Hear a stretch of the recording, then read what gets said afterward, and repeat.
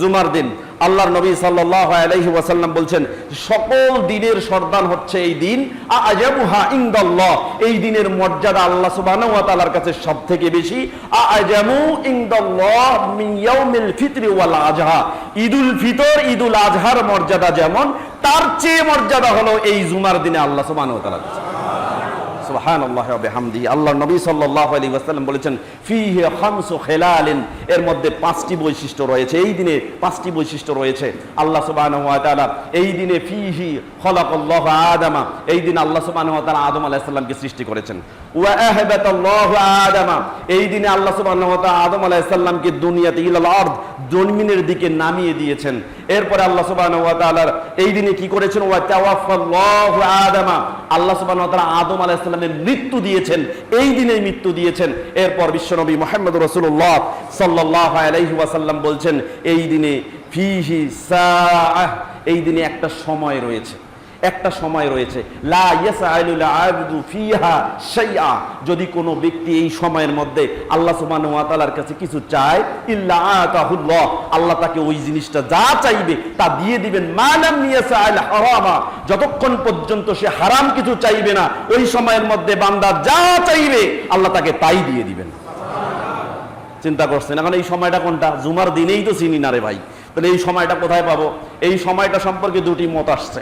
একটা সহিহ মুসলিমে হাদিসটা আসছে, সব থেকে বিশুদ্ধ হাদিস, সেটা মিশকাতুল মাসাবির কিতাবুস সালাত, সালাত সংক্রান্ত একটা অধ্যায় রয়েছে, বাবুল জুমআহ, জুমার সালাত সংক্রান্ত একটা অনুচ্ছেদ, আল ফাসলুল আউয়াল, প্রথম পরিচ্ছেদের 1358 নম্বর হাদিস। হাদিসটি বর্ণনা করেছেন আবু মুসা আল আশআরী রাদিয়াল্লাহু তাআলা আনহু থেকে বর্ণিত। তিনি বলেন রাসূল সাল্লাল্লাহু আলাইহি ওয়াসাল্লাম বলছেন হিয়া মা বাইনা আন ইয়াজলিসাল ইমাম, এই সময়টা হচ্ছে ওই সময় থেকে শুরু যখন ইমাম আসে বসে। কোথায় বসে বলেন তো? মিম্বারে। আল্লাহ নবী এই সময়টা শুরু হয় ঠিক তখন থেকে। কখন থেকে? আল্লাহ নবী সাল্লাল্লাহু আলাইহি ওয়াসাল্লাম বলছেন হিয়া মা বাইনা আন ইয়াজলিসাল ইমামু ইলা আন তাকজিয়া সালাহ, যতক্ষণ পর্যন্ত সালাত শেষ হয় নাই, ইমাম বসা থেকে ইমামের সালাত শেষ করা পর্যন্ত যে সময়, এই সময়টা হলো ওই সময় যে সময়ে বান্দা যদি আল্লাহর কাছে চায়, হারাম বাদে যা চাইবে আল্লাহ তাই কবুল করে নেবে। এই সময়কে আমরা আসতে পারি? বলেন তো আসতে পারি? নিজের বিবেককে প্রশ্ন করেন, আসতে পারেন? এই সময় সম্পর্কে আপনার কোনো উদ্গ্রীবতা আছে? এই সময় সম্পর্কে কোনো উদ্বিগ্নতা আছে? এই সম্পর্কে আপনি সচেতনতা অবলম্বন করেন? চিন্তা করেন তো, আপনি চিন্তা করেন। কেউই আমরা করতে পারি না, তাহলে আমরা কেমনে এই দিনের এই ফজিলত, এই মর্যাদা আমরা পেতে? বরং যেদিনে কিয়ামত সংঘটিত হবে, যেই দিনে কিয়ামত হবে এই মনে করে সব কিছু ভীত সন্ত্রস্ত অবস্থায় আছে।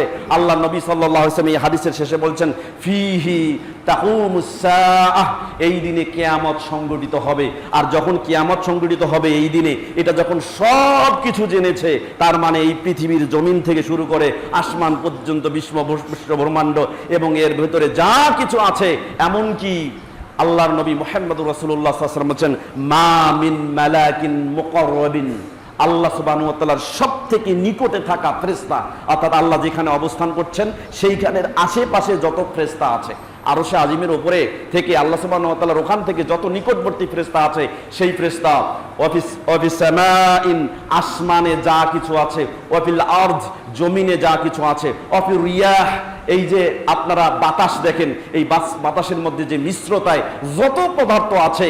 এরপর আল্লাহ নবী সাল্লাল্লাহু আলাইহি ওয়াসাল্লাম বলছেন অফিল বাহরি, এবং সমুদ্রের মধ্যে যা কিছু আছে, অফিল জিবাল, এমনকি পাহাড় পর্বতে যা কিছু আছে, ইল্লা মুস্তাকুন, আল্লাহ নবী বলেছেন ইল্লা মুস্তাকুন মিন ইয়াউমিল জুমআহ, জুমার দিনে যে কিয়ামত সংঘটিত হবে, জুমার দিন আসলে সব কিছু আল্লাহর ভয়ে, কিয়ামত হওয়ার ভয়ে ভীত অবস্থায় আছে, কিন্তু আপনি মানুষ এখনো ভীত হতে পারেন।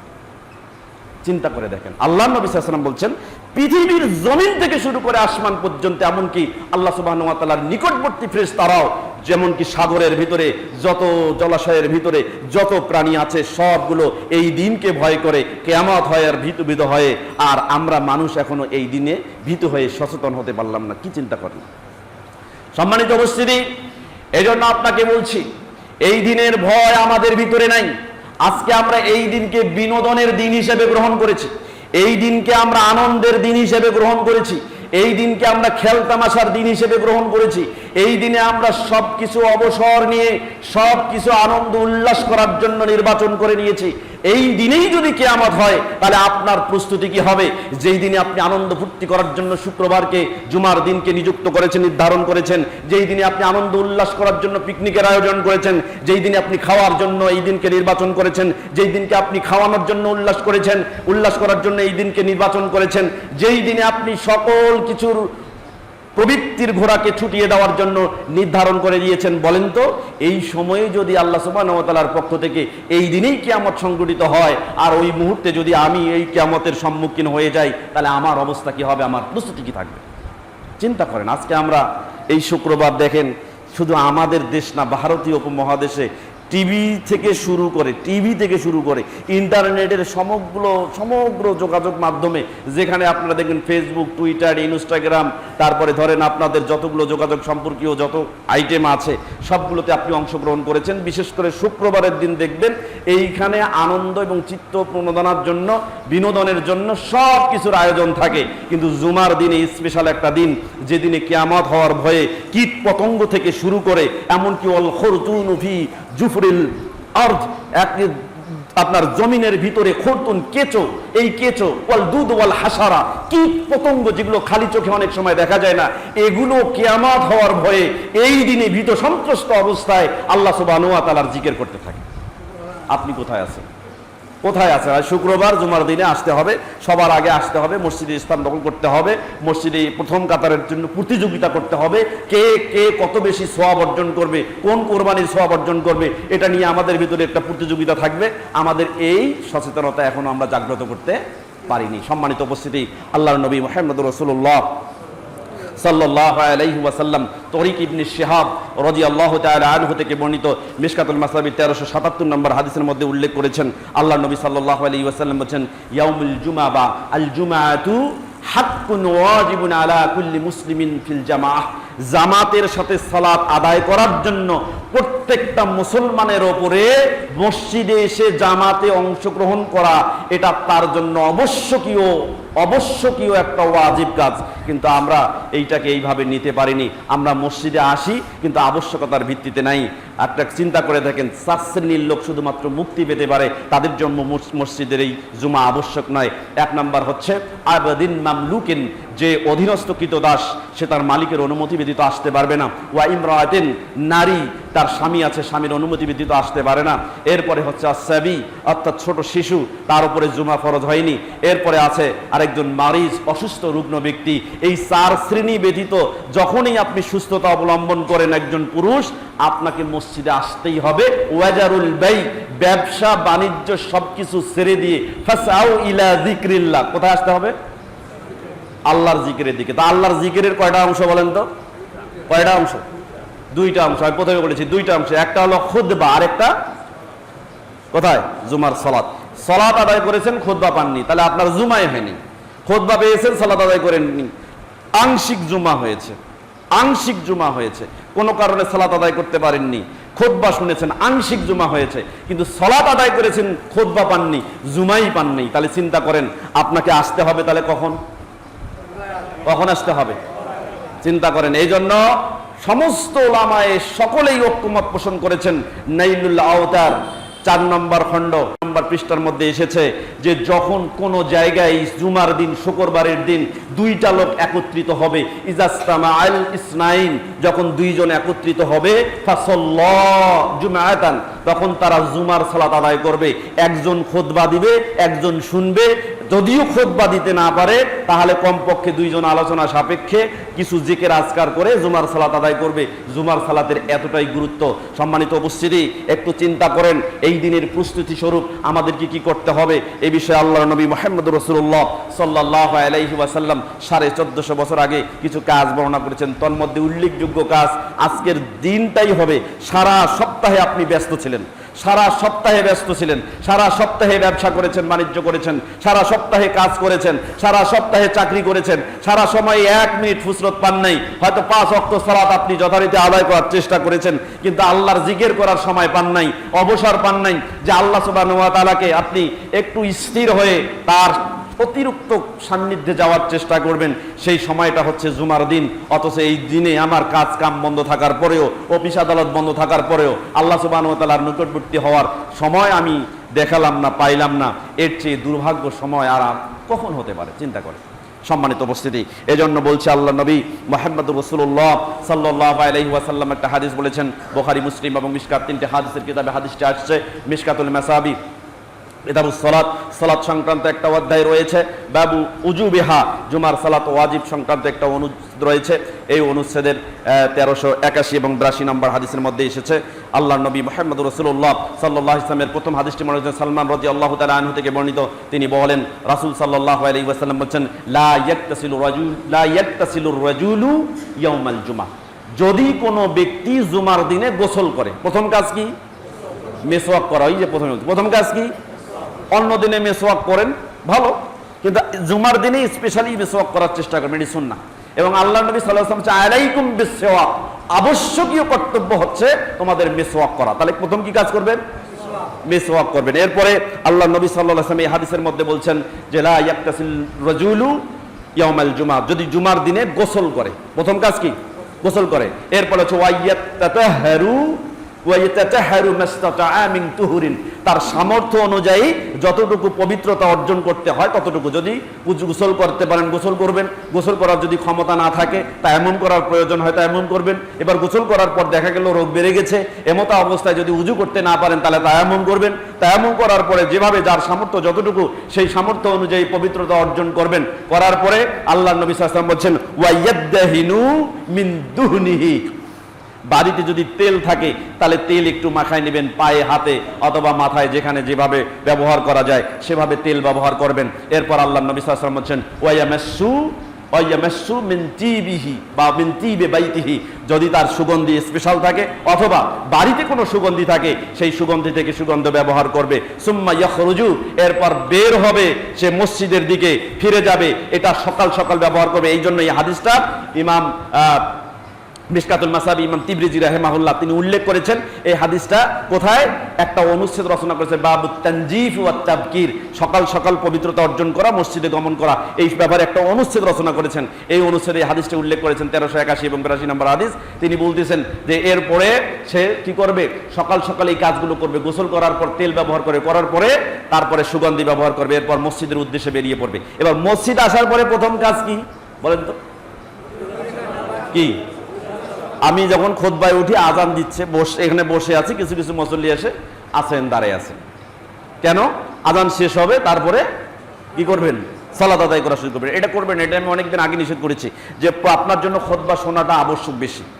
এই জন্য খুতবা শোনার জন্য আপনি সালাতের জন্য অপেক্ষা করবেন না। আজান হচ্ছে, আজানের জবাব দেওয়ার চাইতে আপনি ওই সালাত আদায় করে খুতবা শোনার জন্য মনোযোগী হবেন, এটার গুরুত্ব বেশি। এই জন্য আজান চলছে, চলুক, আপনি দ্রুত 2 রাকাত সালাত আদায় করে খুতবা শোনার জন্য বসে পড়বেন। আল্লাহর নবী সাল্লাল্লাহু আলাইহি ওয়াসাল্লাম বলছেন এরপরে লোকটা বের হবে বাড়ি থেকে বের হওয়ার পরে সে আসবে, লা ইউফাররিকু বাইনা ইসনাইন।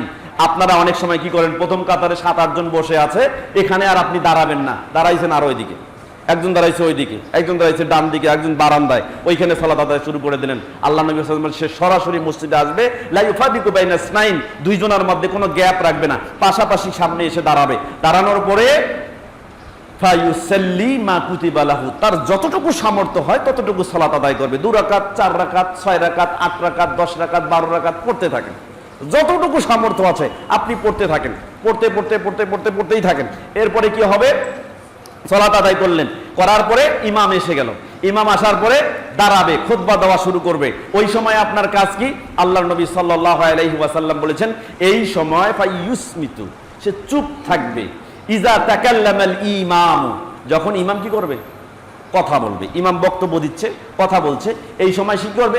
চুপ থাকবে। আল্লাহ নবী সাল্লাল্লাহু আলাইহি ওয়াসাল্লাম বলছেন যদি কোনো ব্যক্তি প্রতি জুমায় এই কাজগুলো ধারাবাহিকভাবে করে, মসজিদে এসে ইমামের সাথে খুতবা সমাপ্ত শেষ করে বাড়ি থেকে সালাত আদায় করে এখান থেকে যেতে পারে, আল্লাহ রাসূল সাল্লাল্লাহু আলাইহি ওয়াসাল্লাম গোফেরা লাহু মা বাইনাহু ওয়া বাইনাল জুমাতিল উখরা, ওই দিন মানে ওই জুমার দিন থেকে পরবর্তী জুমা পর্যন্ত মাঝখানে যত গুনাহ হবে এই কাজগুলো করার কারণে আল্লাহ সব গুনাহগুলোকে মাফ করে দেবে। পরের হাদিসে আল্লাহ রাসূল সাল্লাল্লাহু আলাইহি ওয়াসাল্লাম বলছেন গোফেরা লাহু মা বাইনা মা বাইনাহু ওয়া বাইনাল জুমআতিল উখরা ওয়া ফাদলু সালাসাতি আইয়ামিন। শুধু তাই নয়, এক জুমা থেকে আরেক জুমা এবং অতিরিক্ত 3 দিন। তাহলে এক জুমা থেকে এক জুমা কয়দিন? আর অতিরিক্ত 3 দিন, তাহলে কি হলো? 10 দিনের গোনা আল্লাহ সুবহানাহু ওয়া তাআলা মাফ করে দিবেন। তাহলে অগ্রিম যদি 10 দিনের গোনা আপনি মাফ করে মরতে পারেন, এই 10 দিন অগ্রগামী হওয়ার আগে যদি মৃত্যুবরণ করেন, তাহলে বেগুনাহ হয়ে, অন্তত সগীরা গুনাহ থেকে বেগুনাহ হয়ে আপনি মৃত্যুবরণ করতে পারবেন। অতএব এই জুমার দিনের গুরুত্ব বুঝে জুমার দিনে সচরাচর এই কাজগুলো আমাদের করার তৌফিক আল্লাহ দান করুন। সকলে বলি আমিন। আপনারা প্রতিযোগিতা করবেন অবশ্যই। আল্লাহ সুবহানাহু ওয়া তাআলা সওয়াব নির্ধারণ করে দিয়েছেন বিশ্বনবী মুহাম্মদুর রাসূলুল্লাহ সাল্লাল্লাহু আলাইহি ওয়াসাল্লামের মাধ্যমে। সহিহ বুখারী কিতাবুল জুমা, জুমার সালাত সংক্রান্ত একটা অধ্যায় রয়েছে। বাবু ফাদলিল জুমা, জুমার ফজিলত সংক্রান্ত একটা অনুচ্ছেদ রয়েছে। এই পরিচ্ছেদের 881 নম্বর হাদিস আবু হুরায়রা রাদিয়াল্লাহু তাআলা আনহু থেকে বর্ণিত। তিনি বলেন, রাসূল সাল্লাল্লাহু আলাইহি সাল্লাম বলেছেন, মানিকতাসালা, যে ব্যক্তি গোসল করবে ইয়াউমাল জুমা গুসলাল জানাবা, জুমার দিনে নাপাক থেকে যেভাবে পবিত্র হওয়ার জন্য গোসল করে, ঠিক সেইভাবে কোনো ব্যক্তি যদি নাপাকির ন্যায় অর্থাৎ জুনুবি থেকে পাক হওয়ার জন্য গোসলের ন্যায় যদি জুমার দিনে গোসল করে, এরপরে কি করে? সুম্মা রাহা, এরপর মসজিদে আগমন করে। আল্লাহ নবী সাল্লাল্লাহু আলাইহি ওয়াসাল্লাম বলেন, ফাকান্নামা কুরবা বাদানাতান, সে যেন আল্লাহর কাছে একটা উট কুরবানি করে পেশ করলো। দেখছেন? এরপরে আল্লাহ নবী সাল্লাল্লাহু আলাইহি ওয়াসাল্লাম বলেন, সুম্মা রাহা ফিস সাআতিস সানিয়া, এরপর দ্বিতীয় পর্যায়ে যে ব্যক্তি আসবে, এটা হলো প্রথম পর্যায়ের ব্যক্তি আসা। দ্বিতীয় পর্যায়ে যে ব্যক্তি আসবে, আল্লাহ নবী সাল্লাল্লাহু আলাইহি ওয়াসাল্লাম বলেন, ফাকান্নামা কুরবা বাকারাতান, সেজন্য একটা গরু জবাই করার সওয়াব আল্লাহ সুবহানাহু ওয়া তাআলার কাছ থেকে পেয়ে নিল।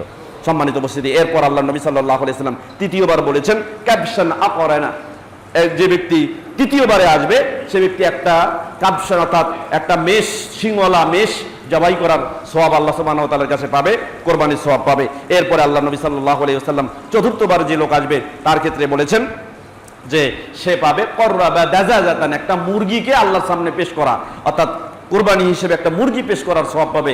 এরপরে বলছে ফাকান্নামা কররাবা বাইজাতান, যদি সর্বশেষ পঞ্চম ব্যক্তি আসে তাহলে সেই ব্যক্তি পাবে একটা ডিম পেশ করার সওয়াব। তাহলে এইভাবে পর্যায়ক্রমে সওয়াব আমরা নিতে থাকবো। একসঙ্গে আসলে একসঙ্গে পাবেন, একসঙ্গে সমগ্র মুসল্লি যদি আসে তাহলে সমগ্র মুসল্লি একসঙ্গেই পাবে, কারো সওয়াবের কোনো হেরফের হবে না। এখন বলছেন যে আমরা একসাথে 5 জন আসলাম, 5 জনে এসে প্রথম কাতারে একসঙ্গে সামিল হইলাম, একসঙ্গে সালাত আদায় করা শুরু করে দিলাম, একসঙ্গে চলে যাবো, আল্লাহ কাকে আগে দেবে? তো আল্লাহ সুবহানাহু ওয়া তাআলার দেওয়ার জন্য কি সওয়াব কম আছে নাকি?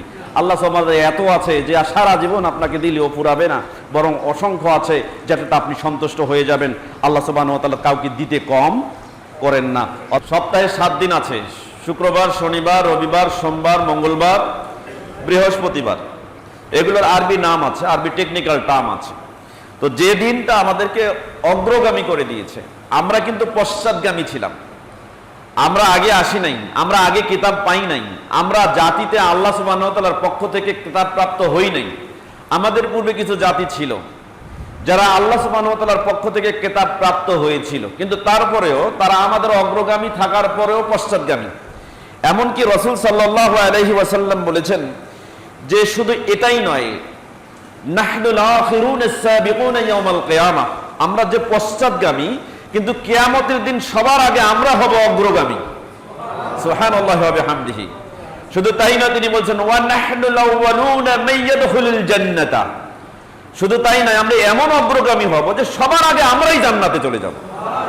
সুবহানাল্লাহি ওয়া বিহামদিহি। তো যে দিনটার জন্য আমরা এই অগ্রগামিতা অর্জন করলাম, সেই দিনটার ইতিহাস আমাদের জানার দরকার আছে না নাই? এই দিনটা কোন দিন বলেন তো, একটা আইডিয়া করি, বলেন কোন দিন? কোন দিন? জুমার দিন না, ইয়াউমুল জুমআহ। সম্মানিত উপস্থিতি, আল্লাহ সুবহানাহু ওয়া তাআলা আমাদের জন্য দুটি দিন খুশির দিন দিয়ে করে দিয়েছেন, একটা হলো ঈদুল ফিতর, একটা হলো ঈদুল, এই দুইটা দিন আমরা উদযাপন করি। বিশ্বনবী মুহাম্মদুর রাসূলুল্লাহ সাল্লাল্লাহু আলাইহি ওয়াসাল্লাম, সাহাবায়ে কেরাম এরকম ছিল, কোন একটা জুমার দিন তিনি খুতবা দিচ্ছিলেন সাহাবায়ে কেরামের সামনে। যে হাদিসটা আসছে তিরমিজিতে, ইবনু মাজাহ, দুটি হাদিসের কিতাবে মিশকাতুল মাসাবি, কিতাবুস সালাত, সালাত সংক্রান্ত একটা অধ্যায় রয়েছে, বাবু তানজিফ ওয়াত তাকবীর, সকাল সকাল পবিত্রতা অর্জন করা, মসজিদ গমন করা সংক্রান্ত একটা অনুচ্ছেদ রয়েছে, আল ফাসলুস সালিস, তৃতীয় পরিচ্ছেদে। হাদিসটি আসছে 1398 নম্বর হাদিস।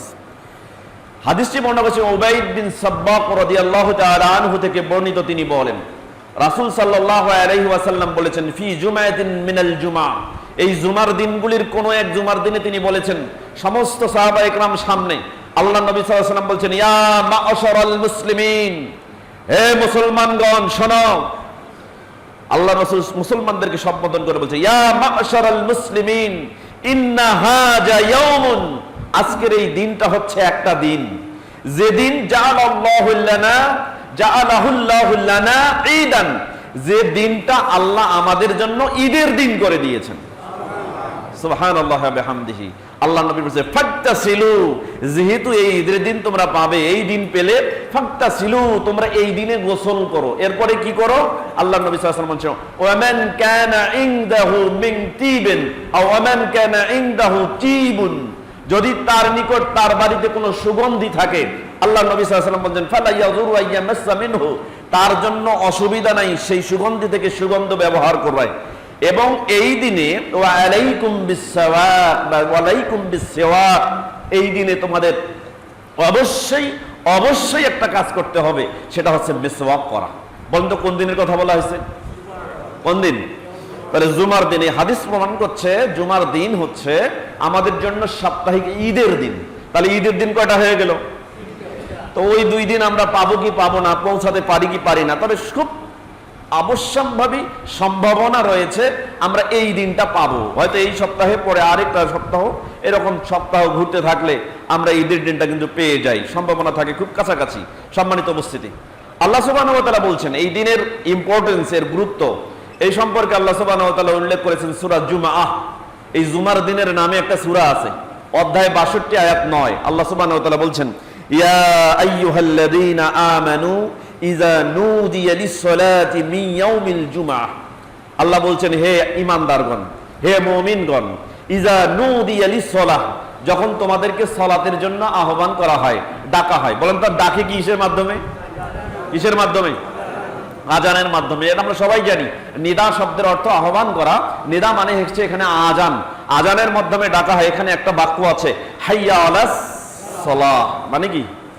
সালাতের জন্য আসো, এটা বলে না আল্লাহ সুবহানাহু ওয়া তাআলা। নবী মুহাম্মদ রাসূলুল্লাহ সাল্লাল্লাহু আলাইহি ওয়াসাল্লাম তিনি এই বিষয়ে অনেক কথা উল্লেখ করেছেন। তো আল্লাহ সুবহানাহু ওয়া তাআলা এই আয়াতের মধ্যে বলছেন ইযা নুদিয়া লিস-সালাহ, যখন তোমাদেরকে সালাতের জন্য আহ্বান করা হয়, নিদার মাধ্যমে আহ্বান করা হয়, আজান দিয়ে ডাকা হয়, ফাসআউ ইলা যিকরিল্লাহ, তখন তোমরা আল্লাহর জিকিরের জন্য দৌড়াও। ফাসআউ শব্দের অর্থ দৌড়ানো, কিন্তু আমরা জানি সালাতের জন্য কি দৌড়ানো জায়েজ আছে? জায়েজ আছে। আপনার খিদা লেগেছে, খাবার সামনে এসে গেছে, এমত অবস্থায় ইকামত হচ্ছে, মসজিদের পাশে বাড়ি, যদি মনে করেন ইকামত হচ্ছে সব বাদ, আগে দৌড়ে গিয়ে সালাত আদায় করি। আল্লাহ রাসূল বলছে তোমার যদি খিদা লেগে থাকে আগে খাও, তারপরে সালাতে যাও, তাহলে এখানে ছাড় আছে। কিন্তু আমরা জামাতে সালাত যখন ইকামত হয় তাড়াহুড়া করে উজু করে খুব দ্রুত দৌড়ে গিয়ে কাতারে শামিল হব, আল্লাহ রাসূল এতে ইন্সপায়ার করেন নাই। কথা কি বুঝছেন? ইনকারেজ করেন নাই, এই বিষয়ে ডিসকারেজ করেছেন, নিরুৎসাহিত করেছেন। আপনি কখনো দৌড়ে গিয়ে সালাতে শামিল হতে পারবেন না, অতএব এই বিষয়ে লক্ষণীয়। আল্লাহ সুবহানাহু ওয়া তাআলা এখানে বলছেন ফাসআউ ইলা যিকরিল্লাহ ওয়াজারুল বাই, তোমরা দ্রুত ছুটে যাও, দৌড়াও জিকরের দিকে, আল্লাহর জিকরের দিকে। জিকির বলতে কি বলেন তো? জিকির বলতে কি? আমরা একটা হাদিস জানি সহিহ বুখারীতে কিতাবুল জুমআহ বাবু ফাজলিল জুমআহ, জুমার ফজিলত সংক্রান্ত একটা অনুচ্ছেদের 881 নম্বর হাদিস। আমরা এই হাদিসটা বলবো শেষে।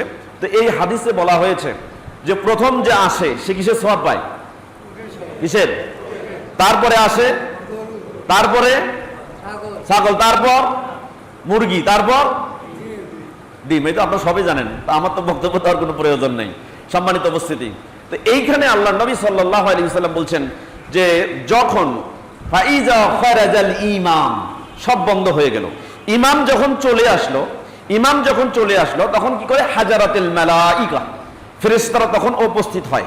ওয়ায়াসতামিউনা যিকরা, তখন তারা জিকির মনোযোগ দিয়ে শোনে। তাহলে কি শোনে? মনোযোগ দিয়ে কি শোনে? কি শোনে? ভালো করে বলেন, কি শোনে? এই হাদিসে কি বলতেছে? ইয়াসতামিউনা যিকরা, কি শোনে? কি শোনে? জিকির শুনে। জিকির, তাহলে এখানে জিকির দ্বারা কি বোঝানো হয়েছে? খুতবা। তাহলে ওই আয়াতে এখন ফিরে যাই। আল্লাহ সুবহানাহু ওয়া তাআলা বলছেন ফাসআউ ইলা যিকরিল্লাহ, তোমরা দৌড়ে যাও, ছুটে যাও আল্লাহর জিকিরের দিকে। মানে কোথায়? খুতবা সহ সালাতের দিকে। খুতবা সহ সালাতের দিকে। কথা কি বুঝতে পারছেন? জুমা নয়, জুমার সালাত নয় যতক্ষণ পর্যন্ত ওর মধ্যে খুতবা শামিল থাকবে না। কথা কি বুঝতে পারছেন? তাহলে আপনার জুমা হয়নি যদি আপনার খুতবাতে আপনার অংশগ্রহণ না থাকে। আপনার জুমা বাতিল যদি আপনার খুতবা বাতিল হয়ে যায়। তাহলে যারা খুতবা শুনতে পারে না, শেষে এসে শামিল হয়, ওরা কিসের সালাত আদায় করে বলেন? ওরা কি জুমার সালাত আদায় করে? ওরা শুক্রবারের জোহরের সালাত আদায় করে। কথা বুঝতে পারছেন? সম্মানিত উপস্থিতি, অতএব খুব সাবধান। তো আল্লাহ সুবহানাহু ওয়া তাআলা ফাসআউ ইলা যিকরিল্লাহ ওয়াজারুল বাই যালিকুম খায়রুল লাকুম ইন কুনতুম তা'লামুন। আল্লাহ বলছেন যে তোমরা দ্রুত দৌড়ে যাও। যদি দৌড়ে যাওয়ার এখানে উল্লেখ নাই, কোনো আদেশ নাই, আল্লাহ সুবহানাহু ওয়া তাআলা কোনো সালাতের ক্ষেত্রে দৌড়াতে বলেন নাই। এবং বিশ্বনবী মুহাম্মদুর রাসূলুল্লাহ সাল্লাল্লাহু আলাইহি ওয়াসাল্লাম থেকে সালাতে দৌড়ে যে অংশগ্রহণ করতে হবে এই মর্মে কোনো হাদিস উল্লেখ করেন নাই। তাহলে এখানে দৌড়ানোর কথা বলা হয়েছে কেন? আপনারা বলেন, আপনাকে যখন বাঘ তাড়া করে তখন আপনি কি করেন? দৌড়ান না হাঁটেন না বসেন? কি করেন? দৌড়ান, তাই না? বিপদ যখন পেছনে আসে তখন আমরা কি করি? সামনে দৌড়ানোর চেষ্টা করি। তখন যখন দৌড়ান তখন ডাইনে বামে পিছনে সামনে কিছু দেখেন, তখন আপনার গন্তব্য কি? মনোযোগ কোথায়? মন্তব্য কোথায় থাকে? গন্তব্য কোথায় থাকে? সামনের দিকে, নিরাপদ স্থানের দিকে। মনোযোগ কোথায় থাকে? নিরাপদ স্থানের দিকে। আপনি ছুটবেন কোন দিকে? ওই নিরাপদ স্থানের দিকে। তার মানে গভীর মনোযোগ সহকারে একমুখী কাজ করার নাম দৌড়ানো। কথা কি বুঝতে পারছেন? জুমার দিনে আপনাকে সালাতের দিকে দৌড়াইতে বলেছে মানে কি? দৌড়ে আসবেন তা না, গভীর মনোযোগ দিয়ে মনোনিবেশ করে কায়মানুবাক্য চিত্তে মনটাকে এক জায়গায় স্থির করে বিশেষ মনোযোগী হয়ে খুতবা এবং জুমার সালাতে আসার নামই হচ্ছে ফাসআউ ইলা যিকরিল্লাহ। কথা কি বুঝতে পারছেন? তাহলে ফাসআউ ইলা যিকরিল্লাহ মানে আপনি রংপুর থেকে দৌড়ে এখানে আসবেন এটা না। ফাসআউ ইলা যিকরিল্লাহ মানে আমাকে যেতে হবে, খুতবা শুনতে হবে, এজন্য পূর্ব থেকে প্রস্তুতি গ্রহণ করে সবার আগে মসজিদে উপস্থিত হয়ে উট কোরবানির সওয়াব নিয়ে, গরু কোরবানির সওয়াব নিয়ে, অথবা ছাগল কোরবানির সওয়াব নিয়ে, কমপক্ষে একটা মুরগির অথবা ডিমের সওয়াব নিয়ে আমি যেন প্রথম কাতারে শামিল হয়ে খুতবায় অংশগ্রহণ করতে পারি। কথা কি বুঝতে পারছেন? এর নাম ফাসআউ ইলা যিকরিল্লাহ, আল্লাহ সুবহানাহু ওয়া তাআলার দিকে ছুটে যাওয়া। সম্মানিত উপস্থিতি, এখন দেখেন আল্লাহ সুবহানাহু ওয়া তাআলা এই জুমার ইতিহাসটা আমরা একটু বলি। এই জুমার ইতিহাস, এই জুমা কবে থেকে এটা ফরজ হয়েছে? মুসলমানদের উপরে কিন্তু এটা ফরজ। কবে থেকে ফরজ? এই বিষয়ে এই আয়াতের ব্যাখ্যা খুঁজতে গিয়ে আমরা দেখলাম মিরআতুল মাফাতি 2 নম্বর খণ্ডে 288 নম্বর পৃষ্ঠা, জাদুল মাআদ 1 নম্বর খণ্ডের 98 নম্বর পৃষ্ঠা, এরপরে 361 নম্বর পৃষ্ঠা ইত্যাদি। এখানে অনেক ইতিহাস এসেছে। তার মধ্যে মুদ্রা কথা, আল্লাহর নবী মুহাম্মদুর রাসূলুল্লাহ সাল্লাল্লাহু আলাইহি সাল্লাম মক্কা থেকে মদিনায় হিজরত করেছেন। তখন কোনো সাল গণনা ছিল না, হিজরি সাল গণনা হয়েছে হিজরতের পরে। তার মানে যেবার হিজরত করেছেন ওই তখন থেকে শুরু করা হয় হিজরি সাল। এখন কত সাল জানেন আপনারা? হিজরি সাল জানেন? মনেই রাখেন নাই। আপনার বাপই মনে রাখেন নাই, আপনি রাখবেন কেমনে?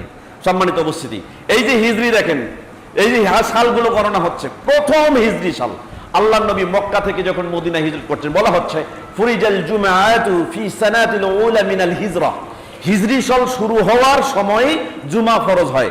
আল্লাহর নবী মক্কা থেকে মদিনায় যখন যাচ্ছিলেন তো কোবা নামে একটা জায়গা আছে, কোবা থেকে মদিনা এর মাঝখানে বনি সালেম ইবনে আউফ ইবনে আমের নামের একটা গোত্র আছে। এই গোত্রের রানুনা নামক একটা স্থান আছে যেটা উপত্যকা।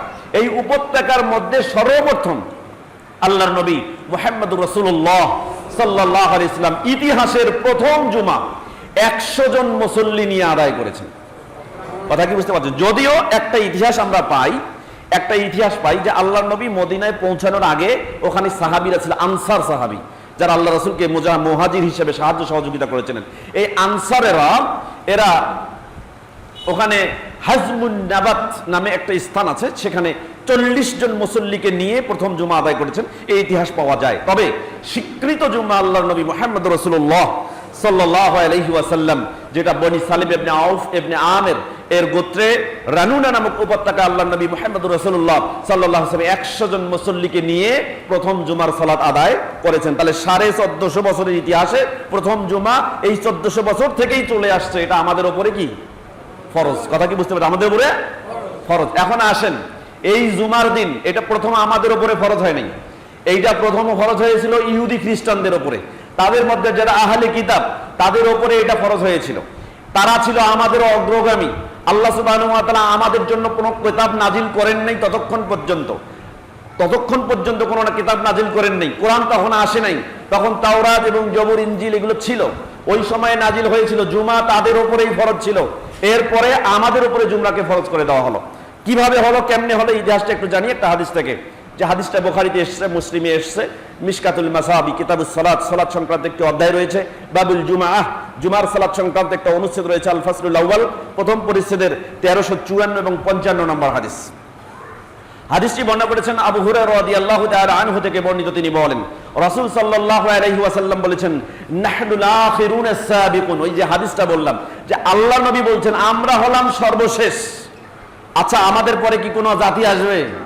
মনে করেন আমরাই মুসলিম জাতি, মুসলমান জাতির পরে আর কোনো জাতি আসবে না। আল্লাহ নবী বলেছেন, নাহনুল আখিরুনাস সাবিকুন, আমরাই হচ্ছি সর্বশেষ। ওয়াস সাবিকুনা ইয়াউমাল কিয়ামাহ, কিন্তু আমরা সর্বশেষ জাতি হওয়ার পরে আমরা কিয়ামতের দিন হব সবার অগ্রগামী। সুবহানাল্লাহ বলবেন না? সবার অগ্রগামী। আল্লাহর নবী সাল্লাল্লাহু আলাইহি ওয়াসাল্লাম বলছেন, বাইদা আন্নাহুম উতুল কিতাবা মিন ক্বাবলিনা, আমাদের পূর্বে তাদেরকে কিতাব দেওয়া হয়েছিল। মানে ইহুদি খ্রিস্টানদের মধ্যে আহলি কিতাবদের কাছে আগে প্রথম কিতাব দেওয়া হয়েছিল।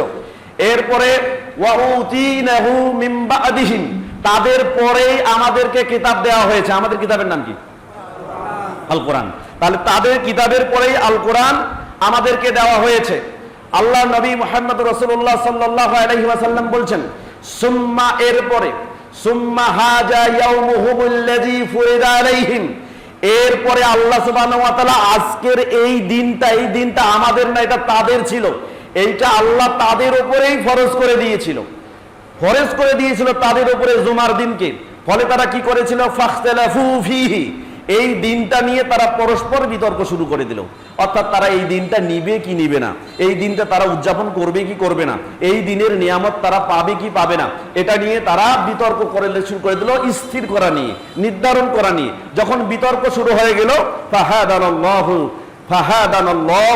লাহু, এই দিনের জন্য সর্বশেষ আল্লাহ সুবহানাহু ওয়া তাআলা আমাদেরকে হেদায়েত দিয়ে আমাদেরকে এই দিনের মর্যাদা দান করে দিয়েছে।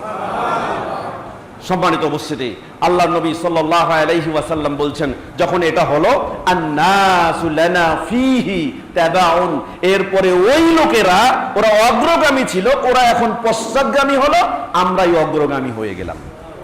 ফলে কি হলো? আল্লাহ নবী সাল ইয়াহুদু গাদান ওয়ান নাসারা বাদা গাদিন, আমরা হলাম শুক্রবারের দিন স্থির করে এই দিনকে সাপ্তাহিক ঈদের দিন হিসেবে উদযাপন করছি।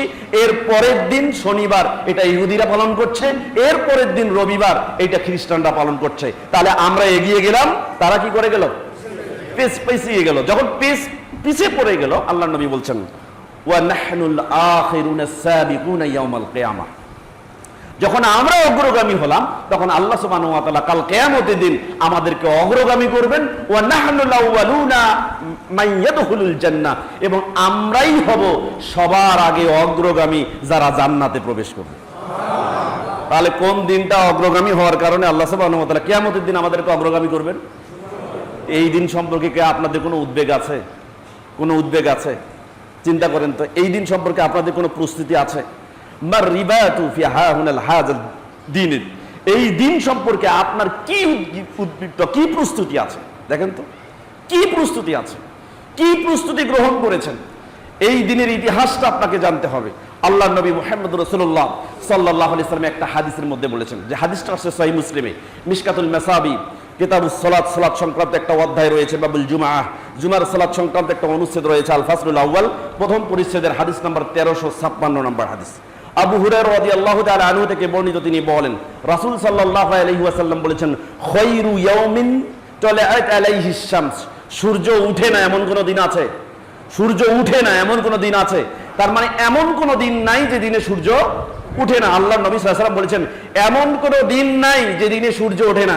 সেই দিনের মধ্যে সবথেকে উত্তম দিন হচ্ছে ইয়াউমুল জুমআহ, জুমার দিন। তার মানে সূর্য যতদিন আছে, দিনের মধ্যে উত্তম দিন থাকবে কোন দিন?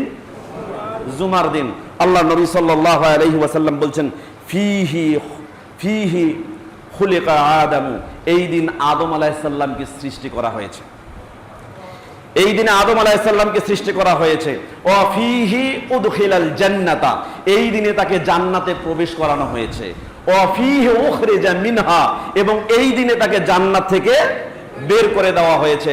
আল্লাহ নবী সাল্লাল্লাহু আলাইহি ওয়াসাল্লাম বলেছেন, লা তাকুমুস সাআহ লা ফি ইয়াউমিল জুমআহ, কোন দিনও কিয়ামত সংগঠিত হবে না, ওই দিনে কিয়ামত সংগঠিত হবে যেদিন হবে জুমার দিন। এবার বোঝেন তো, এই জুমার দিন সম্পর্কে যদি আমাদের কোনো উদ্বেগই না থাকে, মনে করেন আজকের জুমার দিনে কিয়ামত হবে, আপনার প্রস্তুতি কি? কি প্রস্তুতি গ্রহণ করেছেন? কি প্রস্তুতি গ্রহণ করেছেন? চিন্তা করেন, নিজের দায় স্বীকার করে নিজের বিবেককে প্রশ্ন করেন। প্রত্যেকটা জুমার দিন আপনার জীবনে আসে আর যায়, এই দিনে যদি কিয়ামত সংগঠিত হয় তাহলে কি হবে, কি অবস্থা হবে? একটা হাদিস বলছি, যে হাদিসটা ইবনু মাজায় আসছে, মিশকাতুল মাসাবি কিতাবুস সালাত, সালাত সংক্রান্ত একটা অধ্যায় রয়েছে। বাবুল জুমআ, জুমার সালাত সংক্রান্ত একটা অনুচ্ছেদ রয়েছে। ফাসলুস সানি, দ্বিতীয় পরিচ্ছেদ, হাদিস নাম্বার 1363। হাদিসটি বর্ণনা করেছেন আবু লুবাবা ইবনে আব্দুল মুনজির রাদিয়াল্লাহু তাআলা আনহু থেকে বর্ণিত। তিনি বলেন, রাসূল সাল্লাল্লাহু আলাইহি ওয়াসাল্লাম বলেছেন, ইন্না ইয়াউমাল জুমআহ, আল্লাহ নবী বলেছেন, নিশ্চয়ই এই জুমার দিন, সাইয়্যিদুল আইয়াম, যতগুলো দিন আছে সকল দিনের সর্দার হলো এই জুমার দিন। তাহলে কোনো দিন অন্য কোনো দিনের উপরে নেতৃত্ব প্রদান করতে পারে না। যেদিন নেতৃত্ব প্রদান করতে পারার ক্ষমতা রাখে সেই দিনটার নাম কি? আমরা যথারীতি সওয়াবগুলো নেওয়ার চেষ্টা করবো। আল্লাহ যেন আমাদের সেই তৌফিক দান করেন। সকলে বলি আমিন।